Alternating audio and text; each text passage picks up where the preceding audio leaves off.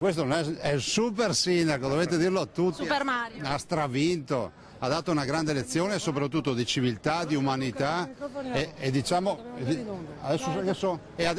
diciamo che assolutamente nasce una nuova era per Treviso, un nuovo corso per Treviso. La piccola Etene oggi c'è. Grazie Mario. Grazie. Il governatore del Veneto Luca Zaia è tra i primi ad arrivare in Piazza dei Signori questa mattina per abbracciare, per congratularsi con il neo sindaco Conte. Questo è l'allievo che ha superato Maestro, scrivetelo. Zaia, che aveva creduto sin da subito nella candidatura di Mario Conte, al punto da sposare il progetto di una lista con il suo nome accanto a quello di Gentilini. Durante la conferenza stampa, Zaia ringrazia così il nuovo primo cittadino. Desidero ringraziare Mario perché ci fa vivere un sogno, no? Bisogna essere vivi per vivere i sogni. E Mario ci ha fatto sentire ancora più vivi. Grazie Mario, veramente grazie di cuore.